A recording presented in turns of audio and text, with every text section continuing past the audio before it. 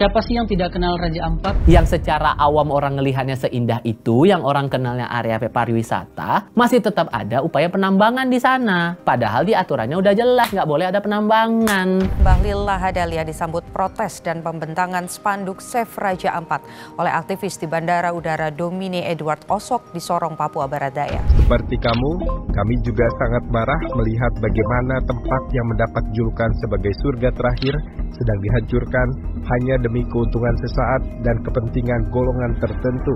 Itu istilahnya lautnya kotor atau terimbas dari pasir-pasir atau tanah-tanah dari proses penambangan itu. Dan ini adalah gambar-gambar terakhir. Jadi mohon kepada saudara-saudara saya sebangsa dan setanah air dalam menyikapi berbagai informasi. Sementara pelaku wisata meminta pemerintah serius menjaga kelestarian alam di kawasan Raja Ampat. Ya Allah, tenang kali kepalaku ya. Naskah tuntas, beres semua. Tifa, lu pasti kenal deh nih. Kenal gak sih sama si ini aktivis yang Greenpeace? Kau bisa kasih aku kesempatan untuk tenang ya. Naskah aku udah tuntas. Ubun-ubun aku masih berdenyut. Kau memanggil, membuat aku terpancing untuk berpikir. Nah, apa sih? Baru juga manggil dikit. Ya apa? Kau mau nanya apa lagi? Ini aktivis Greenpeace yang ditangkep. Yang Save Raja Ampat itu, tau gak? Aktivis. Oh, yang Masik Baldamanik. Iya. Ya kenapa emang ya? Kenal lah, itu aku pernah ketemu dia. Pertama kali itu ada event jelang pemilu 2024. Dan kayaknya abis itu belum jumpa lagi. Nah, dari situlah munculnya video-video viral itu. Balik lagi, waduh, Mas Iqbal nih, kayak gitu. Dan berapa kali diundang juga tuh sama tim kita buat ngobrol di program-program buletin, program-program daily kita. Diskusi-diskusi, dialog-dialog juga di situ. Ngomongin soal yang dia protes itu. Wow, seru banget. Jelas lah. Ceritain. Nggak gini ya, weh. Nggak, bentar nih. Aku tiap duduk di sini, kau selalu bertanya hal dari nol. Minta cerita dari awal. Kerja kita kan sama ya, industri kita kan sama ya. Astagfirullahaladzim. Berdenyut lagi ubun-ubun aku. Ku lapor bos kau. Ya udahlah, sini, gua kasih tau.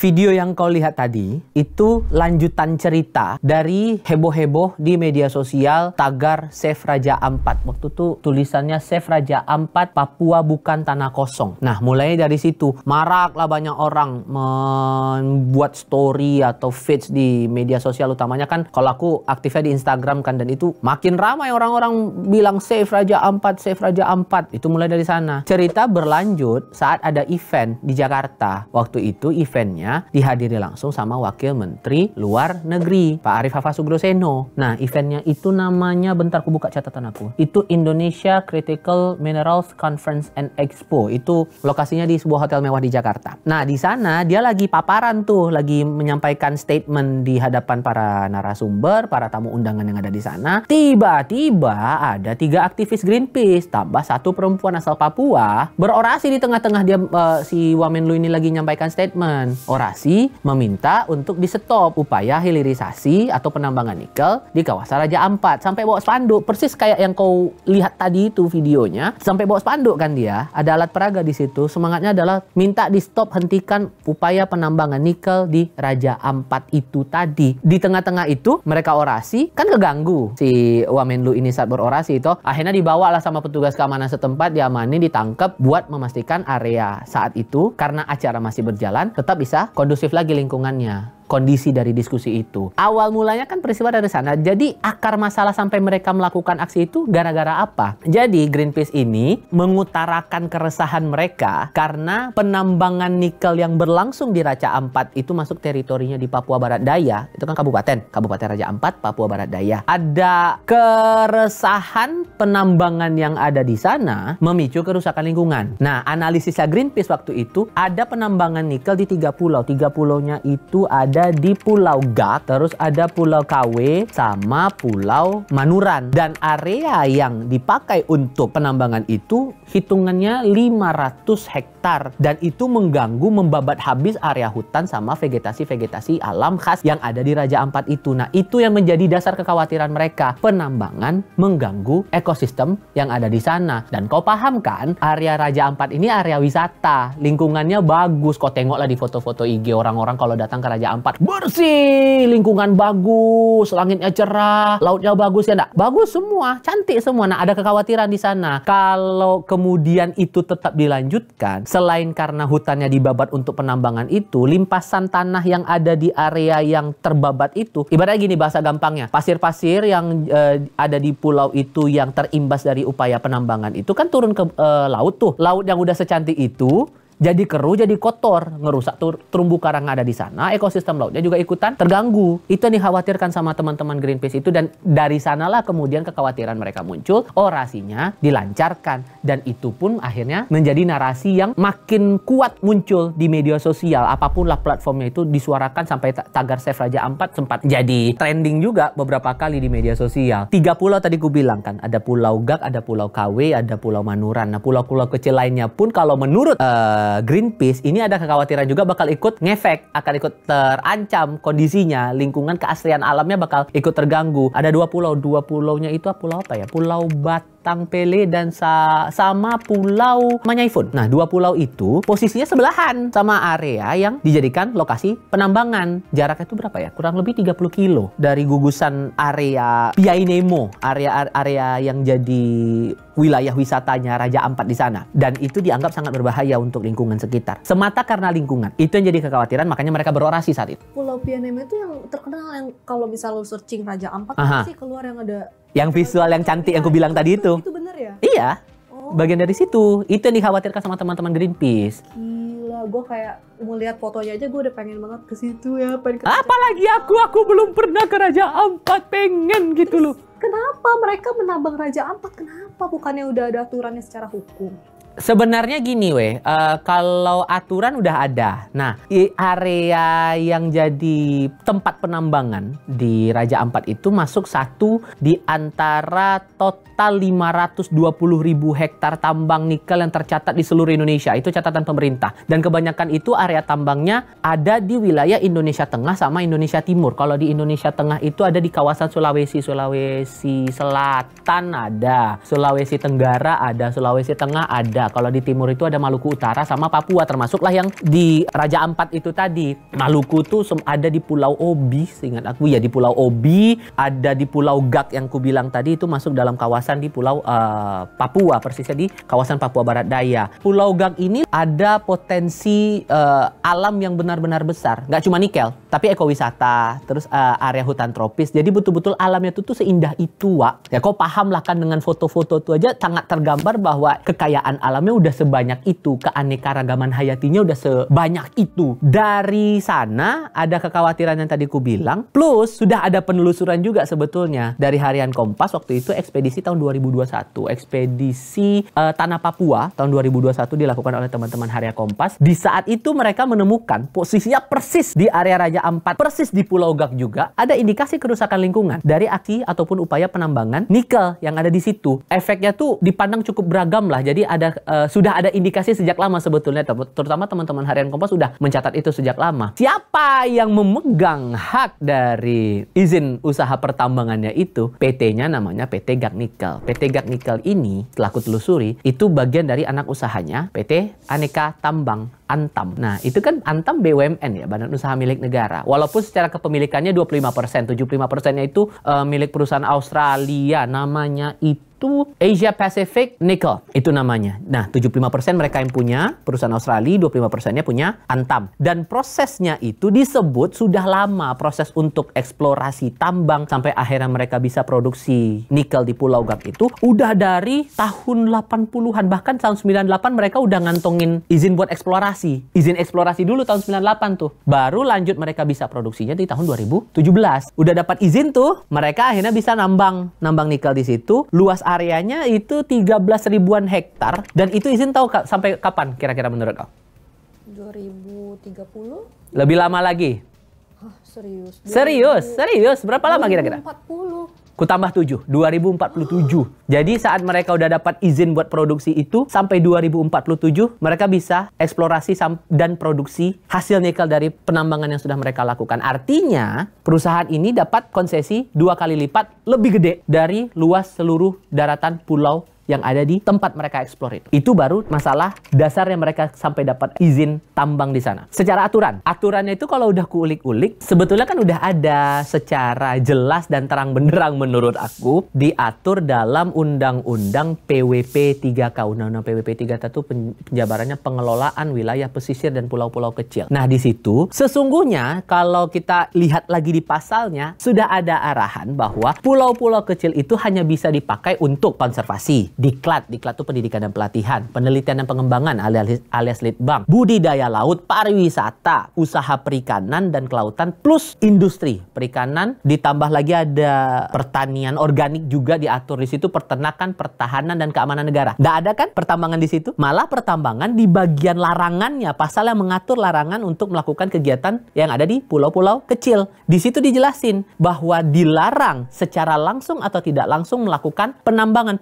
apa aja? Penambangan pasir, penambangan minyak dan gas, dan penambangan mineral yang ujung-ujungnya bisa berimbas pada kondisi lingkungan yang ada di sana, memicu kerusakan lingkungan yang ada di situ. Tapi yang juga menjadi perhatian dalam aturan itu, sudah ada lagi aturan rigidnya bahwa area dalam luas tertentu, kalau pulau kecil itu aturannya itu luasnya kira-kira, sebentar aku intip dulu catatanku. Jadi di aturannya itu dia udah dijelaskan untuk pulau yang luasnya sama dengan atau kurang dari 2.000 km persegi, kira-kira 200.000 hektar, itu nggak boleh ada aktivitas tambangnya. Undang-undang lo yang ngomong, undang-undang lo yang bicara di situ. Nah, disitulah kemudian berkelindan lagi isu ini. Ini kenapa kok tetap diterusin? Kemana nih pemangku kepentingan terkait, pemangku kebijakan terkait kemana aja? Kok bisa pulau kecil yang secara awam orang ngelihatnya seindah itu, yang orang kenalnya area pariwisata, masih tetap ada upaya penambangan di sana. Padahal di aturannya udah jelas nggak boleh ada penambangan. Gitu loh. Akhirnya singkat cerita sampai ada kasus ini, ada 4 perusahaan yang ternyata sudah mengantongi izin dari pemerintah untuk melakukan aktivitas tambang. 4 perusahaan itu kalau aku catat sebentar, aku intip dulu. Jadi ada 4 perusahaan yang bisa beroperasi untuk tambang di situ. Yang pertama ada namanya PT Anugrah Surya Pratama. Dia dapat eksplorasi luasnya itu 1.173 hektar. Pulau Manuran dia. Ada PT Mulia Raymond Perkasa 2.000-an hektar di Pulau Batang Pele. PT KW Sejahtera Mining itu di Pulau KW 5.000-an, hampir 6.000-an hektar. Ada PT Nurhan juga wilayah 3.000 hektar di Pulau Waigeo. Sementara lagi, itu kan tadi aku sebut ada undang-undang tuh. Ada juga putusan MK, bos. Putusan MK yang juga mengatur bahwa pulau kecil itu tidak boleh ada aktivitas pertambangan di situ. Itu putusan MK tahun 2023, nomor 35 tahun 2023 yang menegaskan tidak boleh ada aktivitas pertambangan di wilayah pesisir atau pulau-pulau kecil. Makanya dari situ berkelindanlah cerita ini dan ujung-ujungnya ditambah lagi dengan ada PT Gag Nikel itu yang masih beraktivitas sampai sekarang. Jadi total ada 5 perusahaan yang melakukan aktivitas pertambangan di pulau kecil di kawasan Raja Ampat, Papua Barat Daya.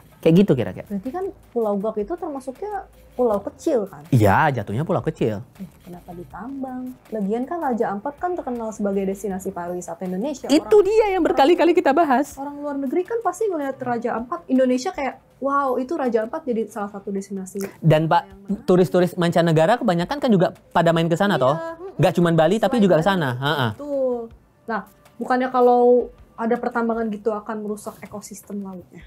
Nah, itu dia. Masalah dampak ini sebetulnya banyak sisi yang dilihat. Tadi kan kalau dari teman-teman Greenpeace bilangnya ini masalah ekosistem lingkungan juga akan berpengaruh. Dari teman-teman pemantau atau pemerhati pariwisata juga bilang, area Raja Ampat itu, kau harus tahu bahwa 75% jenis terumbu karang seluruh dunia, 75% seluruh dunia, terkumpul di mana? Raja Ampat itu. Kau bayangkanlah sebegitu kayanya keanekaragaman hayati kita, terutama biota laut kita yang ada di sana. Disitulah dasarnya banyak orang yang akhirnya bersuara, tolong jangan lanjutkan ini penambangan. Jangan diteruskan pertambangan nikel ini. Jangan kasih izin lagi lah buat yang lain-lain itu. Kalau pulau udah dapat izin, jangan diterusin. Karena akan mengganggu ekosistem laut. Gak cuma yang di darat di area pulau itu, yang terimbas limpasan dari tanah-tanah yang hasil pertambangan yang terus turun ke laut. Tercemar lagi nih biota-biota laut, termasuk terumbu karangnya itu. Seindah itu loh, bos. Nah, kayak gitu. Termasuk lagi imbasnya kan tadi gue bilang akan ada sedimentasi. Limpasannya itu bakal turun ke laut. Laut tercemar, indahnya hilang. Dan biota-biota laut, ikan-ikan ikan yang mungkin kalau para wisatawan sempat lihat jernihnya laut yang ada di situ, mungkin nggak akan bisa kelihatan lagi karena imbas dari yang situ tadi. Mungkin imbasnya nggak akan dilihat secara jangka pendek ya, tapi jangka panjangnya kita nggak tahu kalau ternyata ada kesalahan, kalau ada kelalaian, hal-hal kayak gitu kan nggak bisa kita lepaskan ya potensi-potensi itu. Kalau itu sempat terjadi, lingkungan lagi yang rusak. Kalau tidak diawasi secara detail, tidak diawasi secara rutin. Itulah yang kemudian jadi kekhawatiran dari teman-teman aktivis, terutama aktivis lingkungan itu tadi. Greenpeace melihat kemungkinan-kemungkinan lain. Kalau penambangannya tetap dijalankan, biota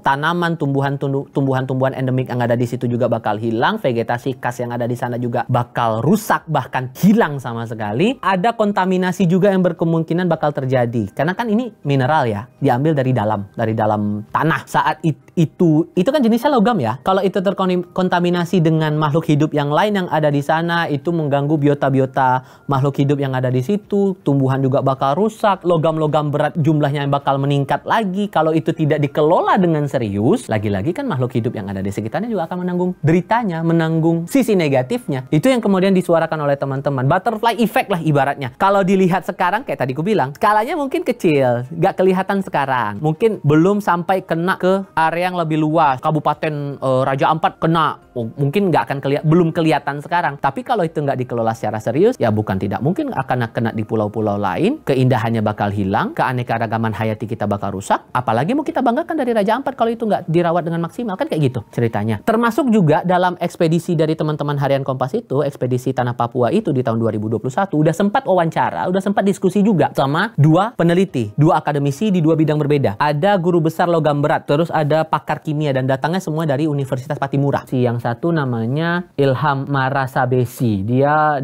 dosen Fakultas Perikanan di Papua. Dia bilang kalau aktivitas penambangan di pulau kecil itu rentan memicu kerusakan perairan. Kalau kasusnya kita spesifikin lagi di Pulau Gok, kalau kuliah catatannya bisa merusak perairan Raja Ampat secara keseluruhan. Tadi udah sempat kusinggung kan. Kecil. Kalau kemudian itu nggak ditanganin secara detail, nggak serius diantisipasi, ya nanti bakal rusak juga secara keseluruhan perairan itu dan biota-biota yang ada di dalamnya. Terus lagi, ada juga guru besar logam berat dari Universitas Patimura Ambon, namanya Profesor Justinus Temale. Dia bahkan memprediksi penambangan nikel di Pulau Gak yang heboh-heboh sekarang bakal merusak ekosistem Raja Ampat. Sedimen yang mengandung logam berat, balik lagi, yang diambil adalah mineral, jenis logamnya logam berat. Dan saat itu terekspos atau kena ke makhluk-makhluk hidup, terutama mereka yang berada di kawasan laut, di perairan, pasti akan kena, pasti akan ngefek dan akan terkontaminasi. Kena mereka yang ada di situ. Terus akan mengganggu juga terumbu karang. Yang kubilang 75% terumbu karang seluruh dunia terkumpul di sana, pasti akan rusak, pasti akan kena. Terus lagi ada pandangan bahwa nikel bahkan lebih beracun daripada logam tembaga karena mematikan larva karang. Bayangkanlah sama kok, larva karang aja tuh ketemu nikel bahkan bisa ngefek seberbahaya itu ketimbang tembaga. Fatal kalau udah ketemu logam-logam, kalau nggak diantisipasi itu pasti akan kena. Laut sebagai sumber utama protein. Bayangkanlah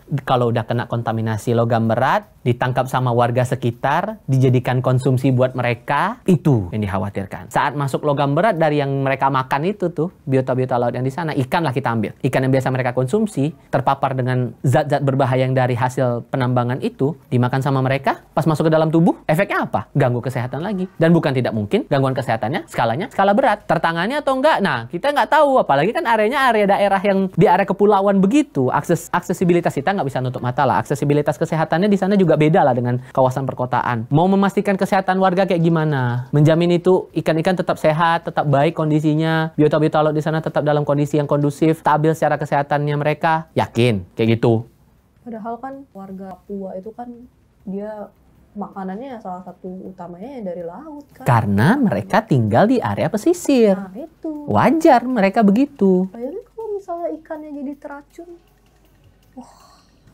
Kita yang di kota aja kepikirannya udah ngeri. Iya. Apalagi kalau nanti ngeliat kondisi di situ yang sebenarnya kayak gimana. Walaupun ini pun jadi polemik lagi kan. Beda pandangan satu dengan pandangan yang lain. Terus lagi, ada pandangan juga nih dari pakar kimia namanya Abraham Mariwi. Sama-sama dari Universitas Patimura Ambon juga nih. Dia bahkan bilang banyak logam yang biasanya berasosiasi dengan tambang nikel. Tanpa disadari risiko besar bagi manusia dan lingkungan. Masih ada sangkut pautnya toh. Menurut dia, katanya nih, nikel yang menjadi mineral utama bisa menyebabkan toksik, racun buat manusia. Nggak cuma organ dalam, sampai iritasi kulit juga bisa. Kan eksposnya kayak tadi ku bilang, ekspos ke makhluk makhluk hidup nggak cuma buat mereka-mereka biota laut atau tumbuhan-tumbuhan yang ada di sana. Kalau kita kena paparan itu, kena dari air yang racun-racun logam berat itu, iritasi kulit lah, gatal-gatal lah, atau mungkin bakal lebih fatal daripada itu. Apalagi gangguan pernapasan, bahkan bisa organisme air yang ada di situ jelas mengganggu kualitas tanah dan air. Zat merkuri dan arsenik, produk makeup aja kan nggak boleh ada zat merkuri kan? Iyalah, Nah, nggak boleh dong. Bayangin aja, merkuri dalam kosmetik aja nggak boleh, apalagi kalau eksposnya langsung dari hasil sana. Seberbahaya itu, dan menurut aku wajar kalau ini jadi diskursus yang berkepanjangan sekarang dari banyak orang, walaupun ya akhirnya akan ada banyak sisi. Ada yang sisinya, yang satu bilang udah sesuai prosedur, yang satu bilang ya apapun prosedurnya, kalau ini memang berbahaya buat lingkungan ya nggak bisa diterusin.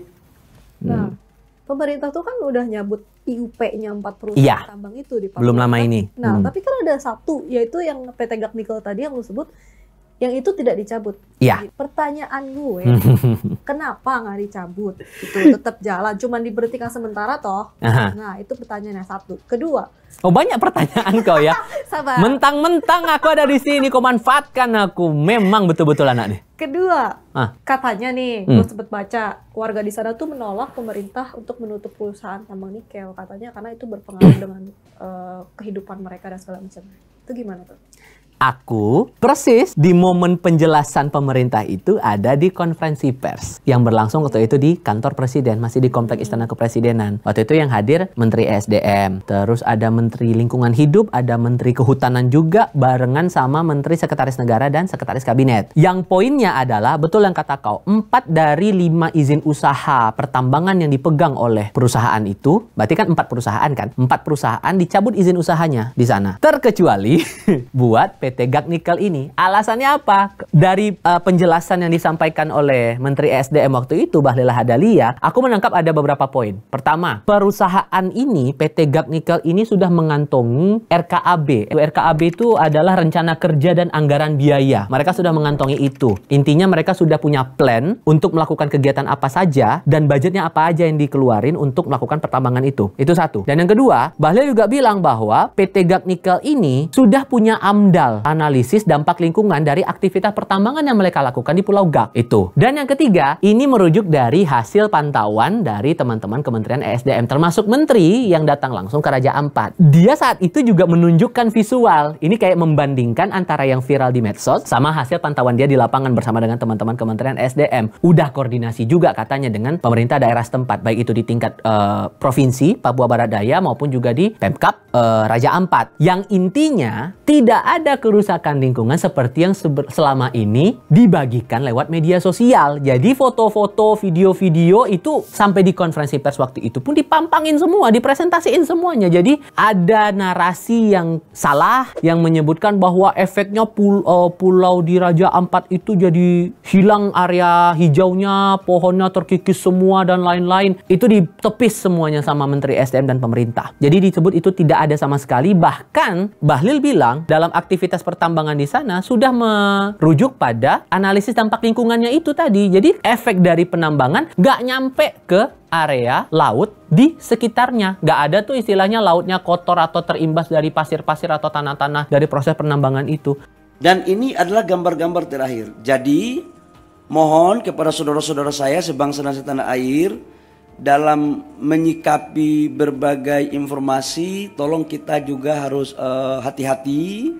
Kita harus bijak, bisa membedakan mana yang sesungguhnya, mana yang tidak benar. Karena kita semua pingin untuk Indonesia baik. Itu yang kutangkap poin yang disampaikan oleh Menteri Bahlil saat itu di konferensi pers. Terus lagi, dari hasil koordinasi antara pemerintah pusat sama pemerintah daerah sana, terutama dalam hal ini Bupati Raja Ampat waktu itu, dia sampai bilang bahwa justru adanya penambangan ini disambut baik sama warga karena ini bisa berpengaruh pada aspek ekonomi mereka. Mereka tetap bisa bekerja, ada alternatif untuk mencari uang lah di situ, mencari kelangsungan hidup mereka selama proses penambangan itu berjalan. Ya, kalau untuk khususnya kami nelayan ya cukup membantu juga.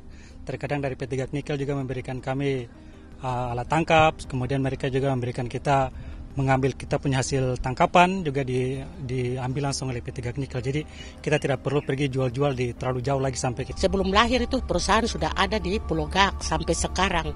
Semua kehidupan masyarakat di sini karena dia membantu dari masalah pendidikan, semuanya tuh tergantung dengan perusahaan. Terus lagi Bupati menegaskan laut yang ada di area penambangan itu masih jernih kok. Gak sama seperti yang belakangan ini disuarakan di media sosial, bilang airnya keruh lah, bilang konservasi alamnya jadi bermasalah lah, laut jadi biota laut jadi terganggu dan semacamnya itu. Jadi dia intinya menepis juga. Intinya poinnya adalah pemerintah pusat dan pemerintah daerah membantah narasi-narasi yang muncul di media sosial soal kerusakan alam imbas dari penambangan yang ada di Raja Ampat itu tadi. Warga dominan menyebut bahkan nelayan sana bahkan bilang mereka mendapat keuntungan dari menjual hasil tangkapan mereka ke Gag Nikel. Kan pasti ada pekerja-pekerja yang ada di sana. Jadi hasil tangkapan mereka dijual ke para pekerja yang ada di sana. Untung juga kok mereka, kelangsungan hidup mereka tetap terjaga, ekonomi mereka masih tetap berjalan, airnya masih jernih yang ada di situ. Tapi ada kritik lagi nih yang muncul dari penjelasannya pemerintah itu. Pemerintah bilang begitu, dari aktivis beda lagi pandangannya. Oke, bahwa dampaknya dirasa saat ini belum kelihatan. Tapi untuk 10-20 tahun ke depan, kita kan nggak pernah tahu. Balik lagi ke omongan aku yang sebelumnya, Sel. Kalau itu nggak ditanggapi secara serius, pemantauannya nggak dilakukan secara detail, kita kan nggak pernah tahu efeknya akan sejauh apa. Belum lagi, kita juga udah punya tim kan, udah ada tim liputan yang langsung melihat area yang sedang heboh-heboh sekarang ini, sampai dia membandingkan antara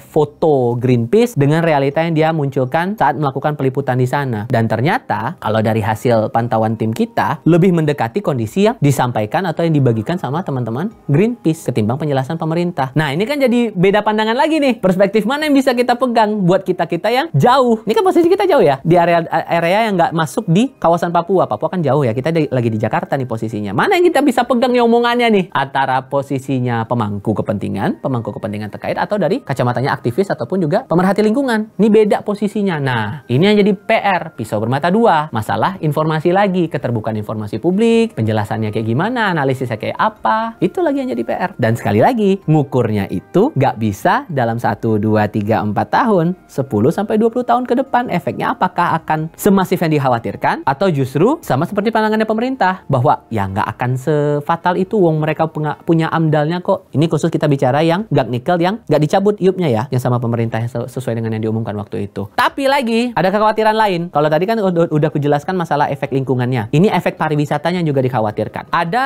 satu momen aku diskusi sama salah satu narasumber di program Sapa Indonesia Malam waktu itu. Hari Minggu tanggal 8 Juni aku sempat ngobrol sama Mas Taufan Rahmadi. Dia bahasa ringannya adalah sebagai pemerhati pariwisata. Ia mengkhawatirkan dengan biota laut yang ada di sana sekaya itu, keanekaragaman hayati yang ada di Raja Ampat sebanyak itu nih, sampai dia ngejelasin loh. Aku ngutip juga di Harian Kompas. Dia bilang kayak gini, total keanekaragaman hayati di situ ada 879 spesies tumbuhan, 114 binatang melata, 274 spesies burung, apalagi 47 mamalia dan 540 terumbu karang dengan 75% terumbu karang dunia terkumpul di Raja Ampat. Bakal terimbas kalau ini tetap diteruskan. Dan kalau ini hancur, kalau ini rusak, judulnya Raja Ampat sebagai Global Geopark yang sudah ditetapkan sama UNESCO, bagian dari Perserikatan Bangsa-Bangsa atau PBB, bisa jadi taruhan. Makanya beberapa kali kalau aku diskusi sama Mas Taufan ini di Sapa Indonesia Malam waktu itu, tolong pertimbangkan dengan kehati-hatian. Kalau memang tetap mau dilanjutkan penambangan ini, pertimbangkan dengan aspek kehati-hatian. Karena ini pasti berimbas sedikit banyaknya buat pariwisata kita. Raja Ampat jadi andalan terus. Kalau ada efeknya secara lingkungan, emang ada yang mau datang lagi ke sana? Kan gitu. Aku ngejelasin aja ngap loh, sumpah. Tapi ya, tadi kan ada yang warga yang bilang katanya memang karena mereka dapat keuntungan menjual hasil lautnya segala macam. Kalau gue mikirnya ya, correct me if I'm wrong. Ayo bahasa Inggris kau. Kalau gue mikirnya ya itu mereka lihat mereka nggak mau ditutup karena untuk jangkanya sekarang. Tapi karena kan sebetulnya laut yang menjadi sumber makanan utamanya, penghasilan utamanya. Yeah. Bukankah ke depannya ketika laut itu sudah tidak bisa lagi, artinya rusak ya, itu bukannya akan mempengaruhi juga untuk aktivitas mereka ke depannya? kayak produktivitas nelayannya kan pasti akan berkurang. Itu dia. Nah, aku juga ngerujuk nih laporan dari Jatam. Jatam sampai bilang begini. Satu sisi ada yang bilang bahwa ini hadirnya pertambangan itu mendukung ekonomi warga sekitar, tapi ada lagi pandangan bahwa produktivitas nelayan bisa jadi berkurang drastis dengan adanya penambangan itu. Mangrove dan karang bisa rusak, tercemar limbah. Terus ada contoh juga waktu itu disampaikan atas situasi ini di pulau mana tuh? Wawoni, ada Pulau Gak juga, Bunyu, GB, Mangoli, Belems, dan Pakal. Intinya sekarang itu sudah ada sebagian nelayan yang aktivitasnya malah terbatas justru dengan hadirnya penambangan nikel yang ada di Pulau Gak itu setidaknya. Jadi ya balik lagi sekarang. Ini kan banyak sudut pandang nih. Publik udah dikasih sudut pandangnya pemangku dan sudut pandangnya aktivis. Ini versinya beda-beda. Jadi publik harus berpegang pada omongan siapa. Kalau aku jadi masyarakat awam, aku jujur nggak bingung nih mau pakai omongan siapa yang dijadikan pegangan. Karena dua-duanya sama-sama bersikeras dengan data masing-masing. Kau gimana? Nah, bingung kau kan? Kau aja bingung, apalagi aku. Itulah makanya. Jadi, kalau menurut aku ya, membaca kondisi sekarang kalau udah ngomongin aktivitas penambangan dan dikaitkan dengan lingkungan, ibarat uang koin lah. Dua sisi yang nggak akan mungkin terpisahkan. Satu sisi kita ya apresiasi karena pemerintah sekarang kan lagi menjalankan janjinya untuk hilirisasi, industrialisasi, terutama nikel itu. Dengan semangat berkali-kali dalam berbagai kesempatan, ini semangatnya untuk kepentingan bangsa dan negara. Saat aku diskusi waktu konferensi pers pun juga Menteri SDM berkali-kali menegaskan bahwa upaya kita untuk melakukan penambangan nikel ini semata-mata untuk kepentingan bangsa dan negara. Tapi di sisi lain, kalau kemudian itu tidak dipantau secara detail, tidak diawasi secara ketat, ya tetap akan ada efek negatif walaupun tidak secara ekonomi ya, tapi mulainya dari pariwisata dulu, lingkungan hidupnya dulu, dan ujung-ujungnya kalau kemudian itu tidak diperhatikan secara serius, ya ekonominya bakal terimbas lagi ya toh. Nah, jangan cuman gara-gara cari keuntungan beberapa pihak, negara kita malah jadi rusak secara alam. Karena ternyata kan kerusakan ekosistem yang ditimbulkan ini jauh lebih besar ketimbang keuntungan ekonomi yang diperoleh sama negara. Nih, nasib kita-kita ini yang belum pernah menikmati wisata di Raja Ampat, yang orang-orang luar negeri bahkan udah pernah menikmati duluan, sebelum ada heboh-heboh masalah tambang ini, udah nikmatin duluan lah, kita belum ngerasain. Kalau tiba-tiba rusak, gimana? Tidak rela, mas aku belum ke sana udah nanti rusak, ntar udah nggak seindah yang di foto-foto. Padahal tahu nggak, gue pengen ke sana, itu impian gue ya, pengen ke sana sambil ya nyanyi-nyanyi lagunya kayak Little Mermaid gitu, yang look at the stuff, yang gitu-gitu, tau nggak? Ayo. Oh, itu buat kau ngupdate di medsos. Iya. Terus kau nggak ngajak aku, kau liburan sendiri gitu ya? Kita bareng. Bagus. Kau yang bayarkan ya? Iya. Astagfirullahaladzim. Enggak gini, kau udah menyusahkan aku setiap hari, ya. Kau udah membuat aku pusing tiap hari. Belum dengan liputan aku, belum dengan naskahku. Aku sedang bertenang-tenang diri di sini. Kau nanya lagi soal isu. Ya, boleh dipertimbangkan lah untuk tiket ke Raja Ampat ya paling, tapi 10 episode lagi lalu di sini. Gak apa-apa ya? Nggak ada rasa empati kau ya. Nggak ada rasa simpati kau melihat aku. Kantong mata udah selebar ini. Nggak ada kau perhatikan aku deh. Kau paksa aku mikir terus. Makasih ya informasinya, sangat berguna. Sudah, aku mau beli makan dulu. Beli tiket sekalian? Enggak, nanti setelah 10 episode. Nggak ada cerita, beli sekarang aku bilang.